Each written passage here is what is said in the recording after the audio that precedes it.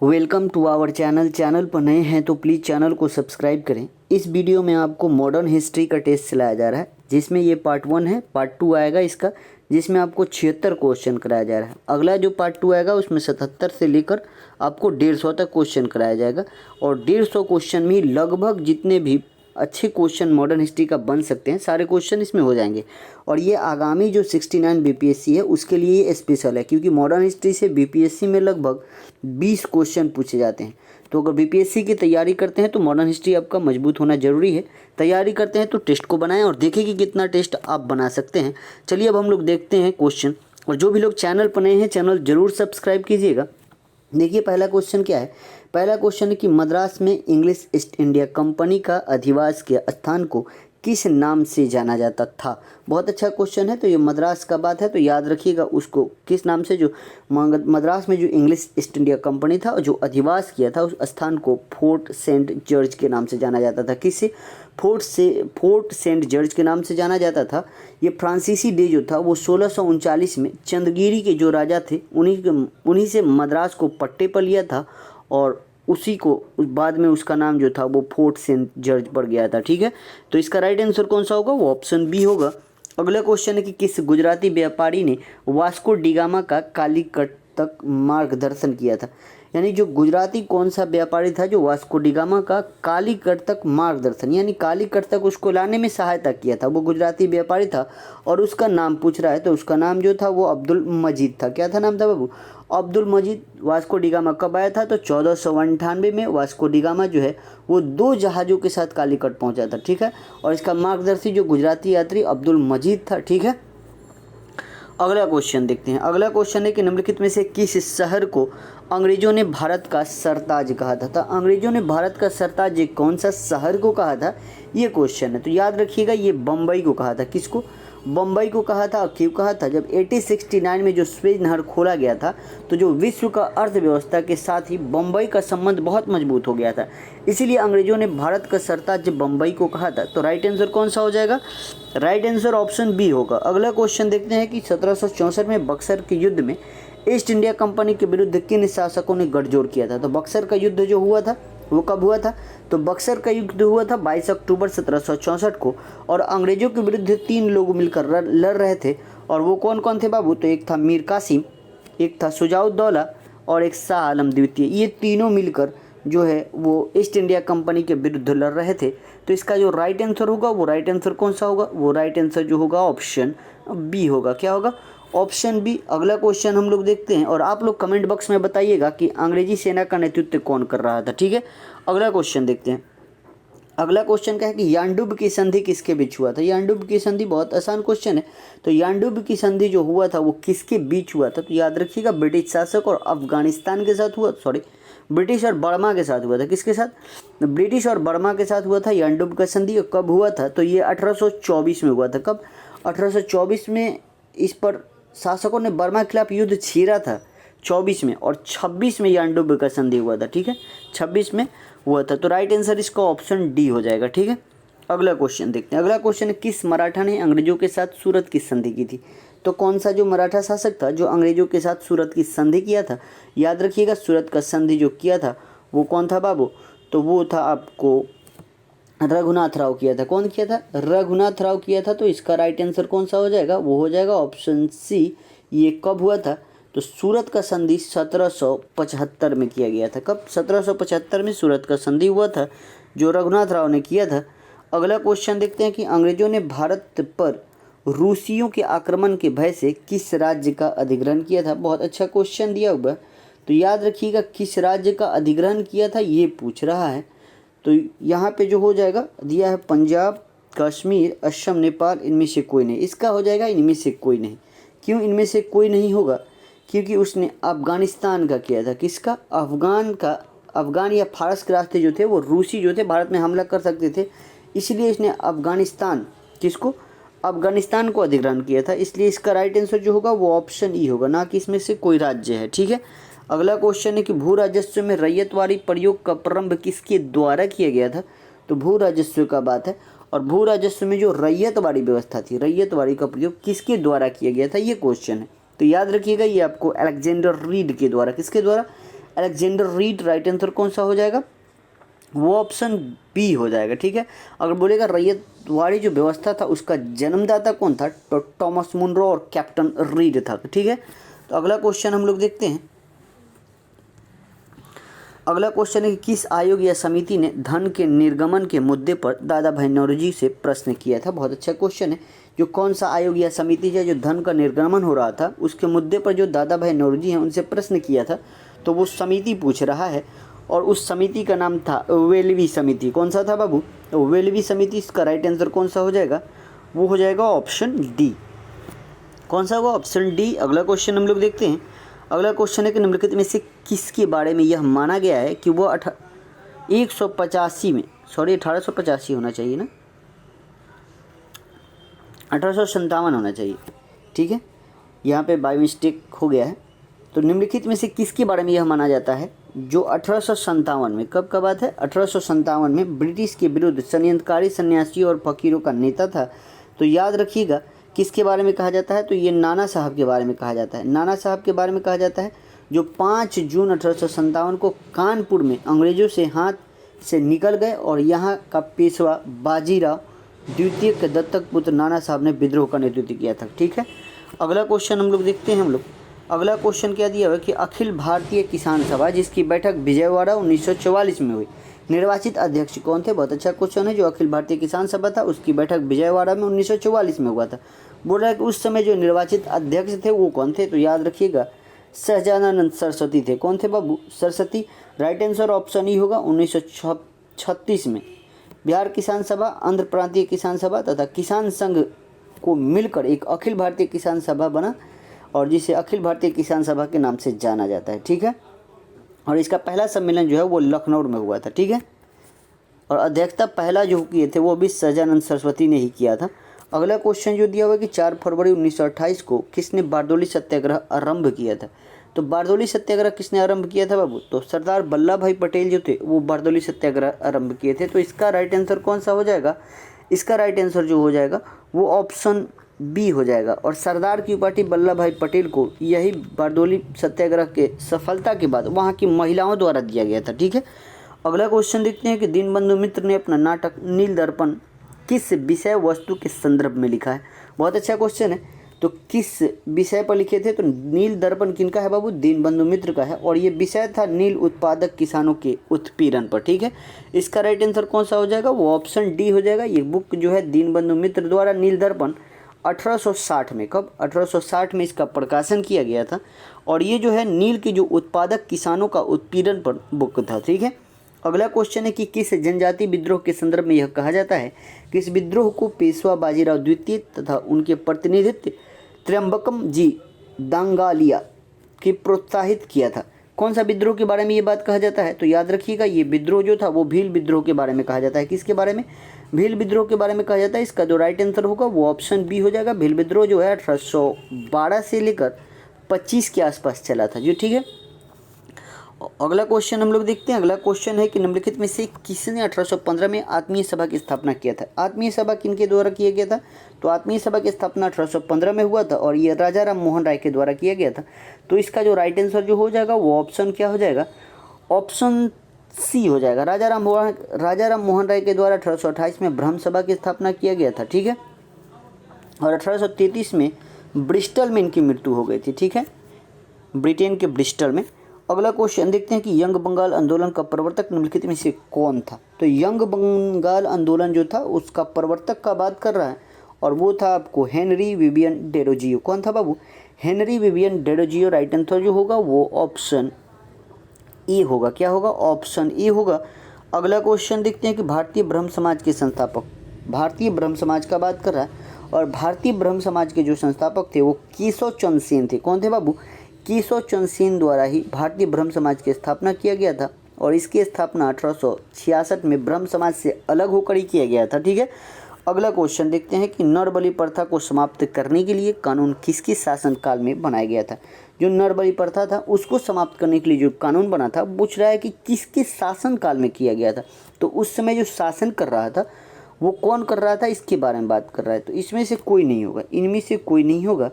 क्यों नहीं होगा, क्योंकि जो शिशु हत्या रोग के संबंध में कानून 1795 और 1802 में बनाए गए थे, ठीक है।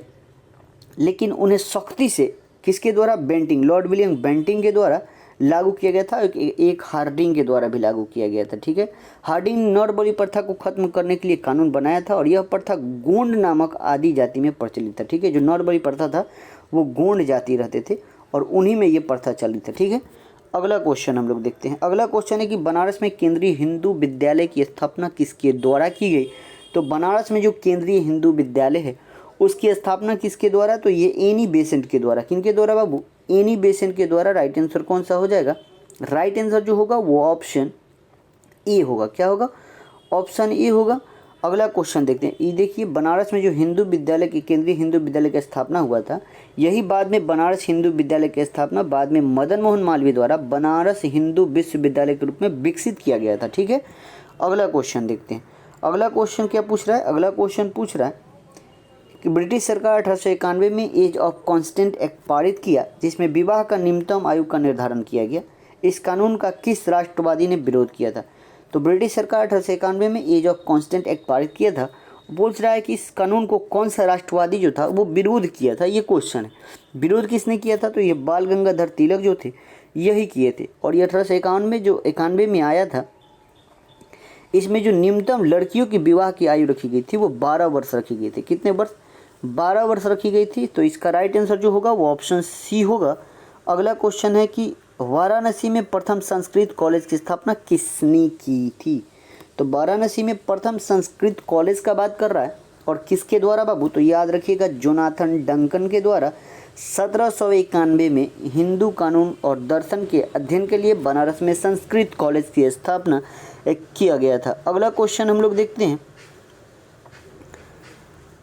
अगला क्वेश्चन क्या दिया हुआ कि 1866 में दादा भाई नौरोजी द्वारा लंदन में निम्नलिखित में से कौन सा संघ या संस्था की स्थापना किया गया था। तो याद रखिएगा ये क्या बात कर रहा है, दादा भाई नौरोजी ने किया था। और ये द ईस्ट इंडिया एसोसिएशन की स्थापना लंदन में दादा भाई नौरोजी ने 1866 में इसकी स्थापना किया था। तो राइट आंसर कौन सा हो जाएगा, तो राइट आंसर होगा ऑप्शन बी। अगला क्वेश्चन देखते हैं। अगला क्वेश्चन है कि भारतीय राष्ट्रीय कांग्रेस का गठन होने के तुरंत बाद ब्रिटिश राष्ट्रवादियों के प्रति संशयालु हो गए और निम्नलिखित में से किसने कहा कि कांग्रेस केवल विशिष्ट वर्ग सूक्ष्म जनसंख्या का ही प्रतिनिधित्व करती है। बहुत अच्छा क्वेश्चन है, याद रखिएगा ये कौन सा बात किसने कहा था, तो ये लॉर्ड डफरिन कहा था। डफरिन बोला था कि जो कांग्रेस है वो केवल विशिष्ट वर्ग और सूक्ष्म जनसंख्या के लोगों का ही प्रतिनिधित्व करती है। बात है कांग्रेस की कांग्रेस की स्थापना 28 दिसंबर 1885 को हुआ था, किसके द्वारा, तो A.O. ह्यूम के द्वारा किया गया था। अगला क्वेश्चन देखते हैं। अगला क्वेश्चन है कि निम्नलिखित में से किस राजनेता के परंपरागत धार्मिक उत्थान का उपयोग राष्ट्रवादी विचारों के प्रचार प्रसार के लिए किया था। बहुत अच्छा क्वेश्चन है, ये किसने किया था, तो बाल गंगाधर तिलक ने किया था। राइट आंसर कौन सा हो जाएगा, राइट आंसर जो हो जाएगा वो ऑप्शन बी हो जाएगा, ठीक है। 1893 में उन्होंने क्या चलाया था, धार्मिक उत्सव और गणपति उत्सव जो था वो इन्हीं के द्वारा चालू किया गया था और ये राष्ट्रवादी विचार को फैलाने के लिए किया गया था, ठीक है। अगला क्वेश्चन देखते हैं कि स्वदेशी आंदोलन की किन जगहों पर तीव्र प्रतिक्रिया हुई थी। जो स्वदेशी आंदोलन चला था वो कौन सा जगह पर तीव्र प्रतिक्रिया हुई थी, ये क्वेश्चन पूछ रहा है। तो याद रखिएगा स्वदेशी जो आंदोलन चला था वो आपको बंगाल में तो थी ही, बिहार में भी इसका असर बहुत ज़्यादा था। तो इसलिए इसका जो राइट आंसर होगा वो ऑप्शन ई होगा, ठीक है। क्या होगा, ऑप्शन ई होगा। यहाँ पे आ रहा है स्वदेशी आंदोलन, तो स्वदेशी आंदोलन जो चला था उसका कारण क्या था, अंग्रेजी सरकार द्वारा जो जुलाई 1905 में बंगाल विभाजन की घोषणा किया गया और उसी के विरुद्ध में 7 अगस्त 1905 को कलकत्ता की टाउन हॉल से स्वदेशी आंदोलन की शुरुआत हुई और इसका सर्वाधिक जो तीव्र प्रतिक्रिया थी वो बंगाल में था, ठीक है। और बंगाल के साथ ही आपको बम्बई में भी था, बिहार में भी था, फैला हुआ था। तो इसलिए इसका राइट आंसर जो है वो आपको ई ही होगा, ठीक है। अगला क्वेश्चन देखते हैं। अगला क्वेश्चन क्या कह रहा है, अगला क्वेश्चन है कि ब्रिटिश सरकार द्वारा बंगाल के विभाजन को किस वर्ष रद्द किया गया था। बंगाल विभाजन 1905 में हुआ। इसको रद्द किया गया कब, तो रद्द किया गया 1911 में। कब किया गया, ब्रिटिश सरकार द्वारा 1911 में बंगाल विभाजन को रद्द कर दिया गया और पश्चिमी और पूर्वी बंगाल को फिर से मिला दिया गया और बिहार और उड़ीसा नाम से 2 प्रांत अलग बनाए गए थे, ठीक है। अगला क्वेश्चन देखते हैं। अगला क्वेश्चन है कि अखिल भारतीय मुस्लिम लीग के संस्थापक सदस्य में शामिल थी। बहुत अच्छा क्वेश्चन है, तो याद रखिएगा इसमें शामिल थे का बात कर रहा है। तो याद रखिएगा इसमें आगा खां तो थे ही, आगा खां के साथ कौन थे बाबू, तो आगा खां के साथ आपको नवाब सलीमुल्लाह भी थे, और आपको तो इसमें 2 दिख रहा है आपको, और ये सलीमुल्लाह के नेतृत्व में ही बुलाया गया था। ठीक है, नवाब मोहसिनुल हक भी थे, मुल्क थे। तो इसमें तो 3 ऑप्शन दिख रहा है, तो कोई है ये नहीं है, यहाँ पे एक एक कोट करके दिया गया है। तो इसका राइट आंसर भी ऑप्शन ई होगा। क्या होगा? ऑप्शन ई होगा। ठीक है, अगला क्वेश्चन देखते हैं। अगला क्वेश्चन है कि अखिल बंगाल सविनय अवज्ञा परिषद का गठन निम्नलिखित में से किसने किया था? तो अखिल बंगाल सविनय अवज्ञा परिषद का गठन किसने किया था? तो ये आपको जे.एम. सेनगुप्त ने किया था। कौन किया था बाबू?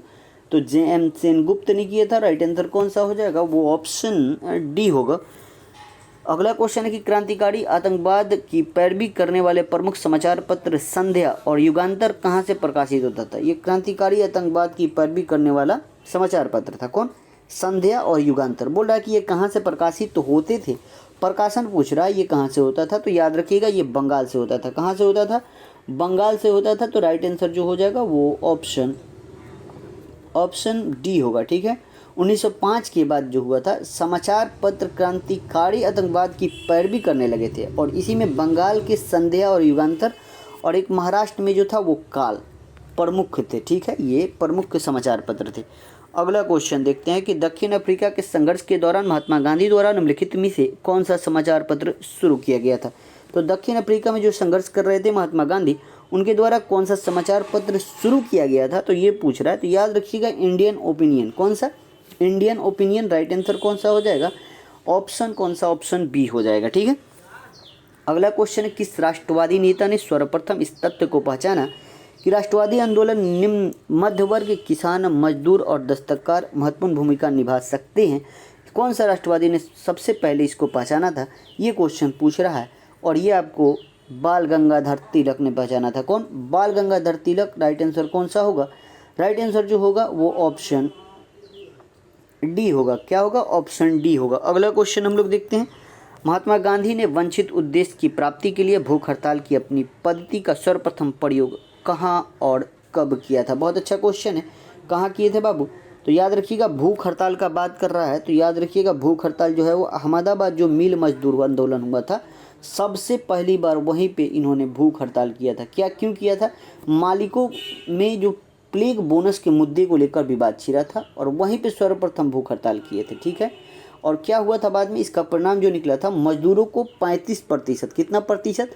35% बोनस भुगतान प्राप्त करने का सकारात्मक परिणाम मिला था। ठीक है, अगला क्वेश्चन हम लोग देखते हैं। अगला क्वेश्चन है कि 1919 को जालियांवाला बाग हत्याकांड के विरुद्ध में किस विख्यात व्यक्ति ने ब्रिटिश सरकार द्वारा प्रदान की गई नाइट की उपाधि लौटा दिया था?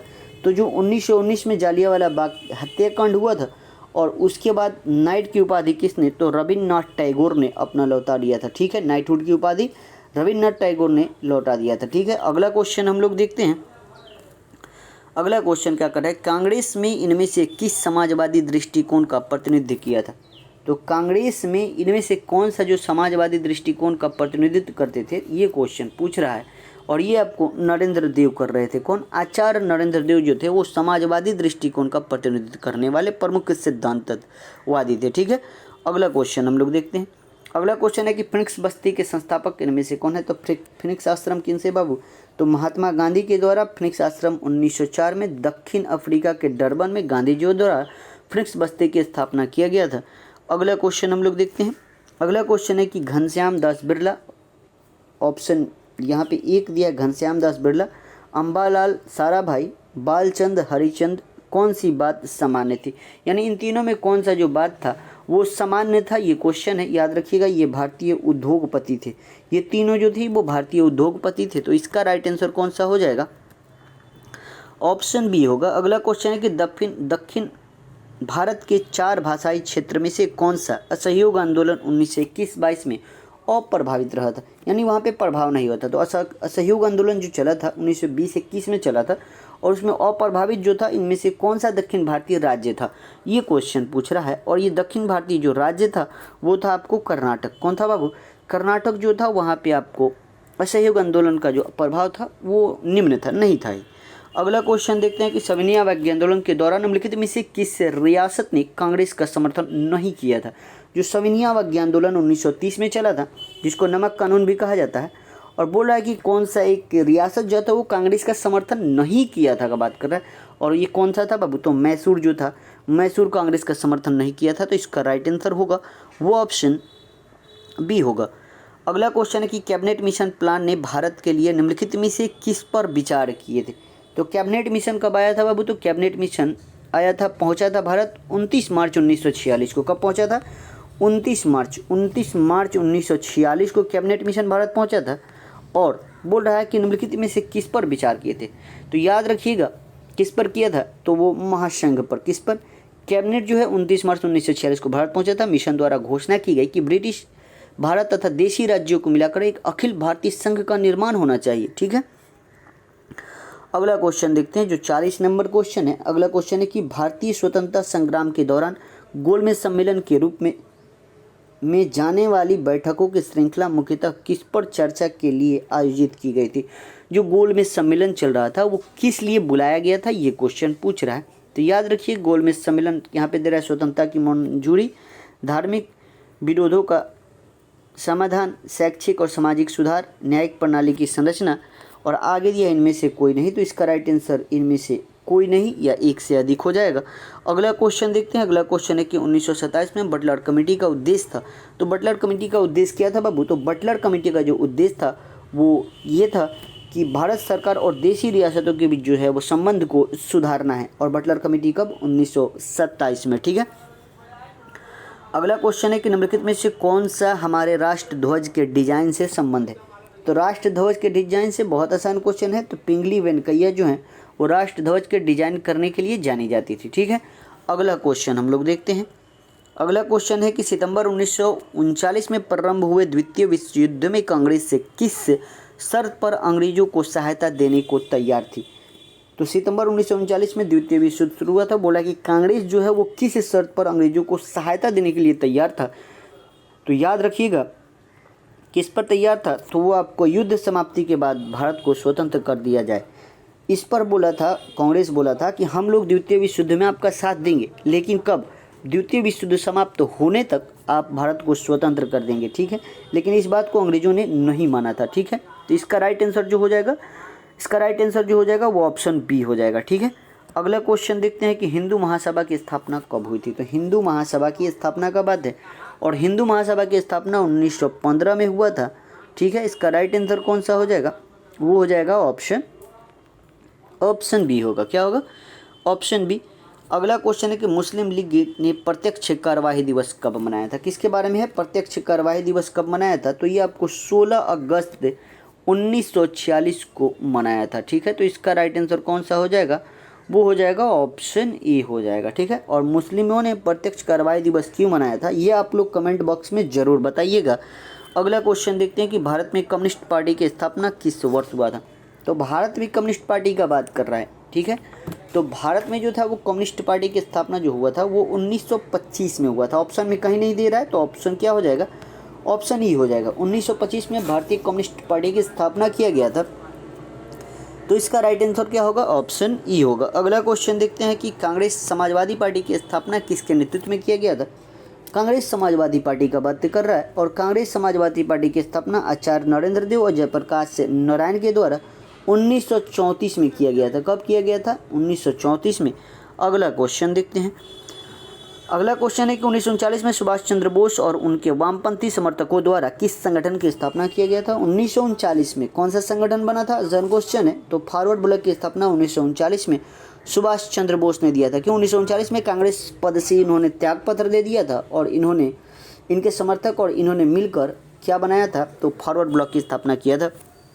अगला क्वेश्चन है कि गांधी जी को किसने इस बात के लिए राजी किया कि नमक सत्याग्रह को पुरुषों तक सीमित न रखा जाए। बहुत अच्छा क्वेश्चन है। तो जो नमक कानून चला था 1930 में, और किसने राजी किया था कि जो नमक सत्याग्रह चलेगा वो पुरुषों को शामिल नहीं, उसमें मतलब औरतों को भी शामिल किया जाए। तो याद रखिएगा ये किसने किया था, तो ये आपको किया था आपको कमला देवी चट्टोपाध्याय के द्वारा। किनके द्वारा, कमला देवी चट्टोपाध्याय। राइट आंसर कौन सा हो जाएगा, वो ऑप्शन डी हो जाएगा। अगला क्वेश्चन देखते हैं कि अगला क्वेश्चन दिया कि भारतीय स्वतंत्रता आंदोलन के दौरान मंजरी सेना और बानर सेना का गठन कब किया गया था। तो मंजरी सेना और बानर सेना कब बना था, तो इस स्वतंत्रता आंदोलन के दौरान ये दो सेना बना था और ये सविनय अवज्ञा आंदोलन के दौरान ही बनाया गया था। तो इसका राइट आंसर जो हो जाएगा वो क्या हो जाएगा, राइट आंसर ऑप्शन बी होगा। ठीक है, अगला क्वेश्चन देखते हैं कि निम्नलिखित में से किस अधिवेशन में भारतीय राष्ट्रीय कांग्रेस ने पूर्ण स्वराज की मांग औपचारिक रूप से रखी थी। तो पूर्ण स्वराज की मांग औपचारिक रूप से कौन सा अधिवेशन, आसान क्वेश्चन है। तो लाहौर अधिवेशन जो है दिसंबर 1929 में हुआ था जवाहरलाल नेहरू की अध्यक्षता में, और यहीं पे पूर्ण स्वराज की मांग किया गया था। ठीक है, अगला क्वेश्चन है कि नौसेना विद्रोह निम्नलिखित में से किस जहाज से शुरू हुआ था। किसके बारे में है, नौसेना विद्रोह कब हुआ था, तो 18 फरवरी 1946 को हुआ था। ठीक है, 1946 को हुआ था, बम्बई में किया गया था। और ये पूछ रहा है कि कौन सा जहाज था, तो जहाज जो था वो INS तलवार था। ठीक है, इसमें दिया हुआ है HMIS तलवार, तो यही था। इसका राइट आंसर ऑप्शन डी हो जाएगा। अगला क्वेश्चन है कि निम्नलिखित में से किसे भारतीय प्रेस का मुक्तिदाता कहा जाता है। आसान क्वेश्चन है। तो भारतीय प्रेस का मुक्तिदाता किसे कहा जाता है बाबू, तो भारतीय प्रेस का मुक्तिदाता हम कहते हैं आपको चार्ल्स मेटकॉफ को। किनको, चार्ल्स मेटकॉफ को कहा जाता है। क्यों, क्योंकि 1835 में चार्ल्स मेटकॉफ ने भारतीय प्रेस को प्रतिबंध से मुक्त कर दिया था, इसलिए इनको भारतीय प्रेस का मुक्तिदाता कहा जाता है। अगला क्वेश्चन है कि भवानी मंदिर की रचना की गई। तो भवानी मंदिर किनकी रचना है बाबू, तो भवानी मंदिर आपको अरविंदो घोष के द्वारा। किनके द्वारा, भवानी मंदिर अरविंदो घोष, एक गुमनाम पत्रिका था जो अरविंदो घोष के द्वारा लिखा गया था। अगला क्वेश्चन देखते हैं। अगला क्वेश्चन है कि प्रशासन में भ्रष्टाचार पर अंकुश लगाने और कुशलता लाने हेतु किसने प्रशासनिक अधिकारियों के वेतन में अत्यधिक वृद्धि की थी। बहुत अच्छा क्वेश्चन है। जो प्रशासन में जो भ्रष्टाचार पर अंकुश लगाने के लिए, कुशलता लाने के लिए किसने प्रशासनिक जो अधिकारी थे उनके वेतन को बढ़ाया था, ये क्वेश्चन दिया हुआ है। कौन बढ़ाया था, तो ये आपको किसने बढ़ाया था बाबू, तो ये आपको वारेन हेस्टिंग और लॉर्ड कॉर्नवालिस दोनों ने बढ़ाया था अधिकारियों का वेतन।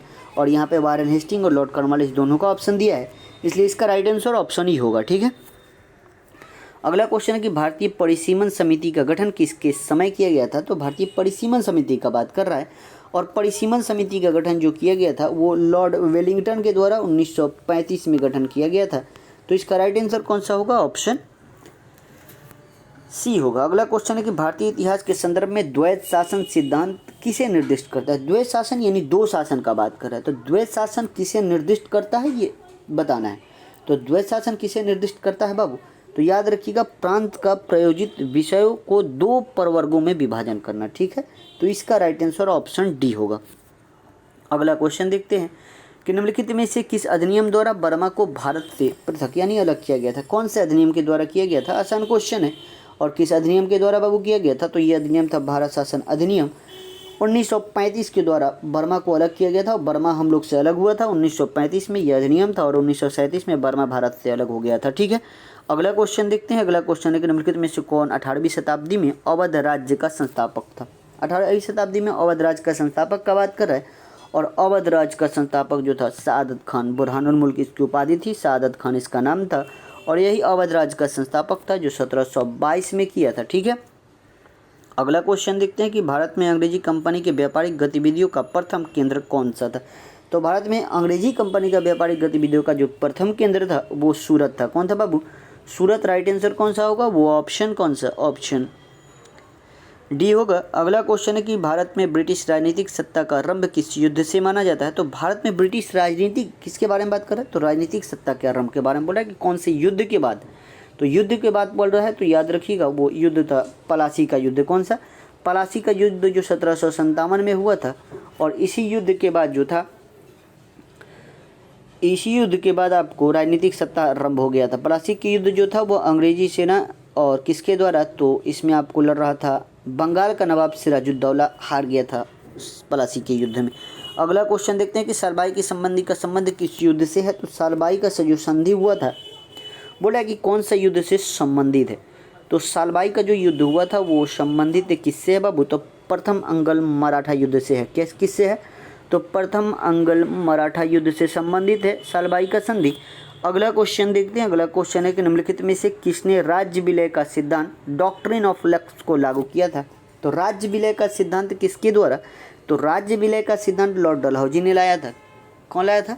लॉर्ड डलहौजी जो है वो राज्य विलय का सिद्धांत लाया था। अगला क्वेश्चन देखते हैं।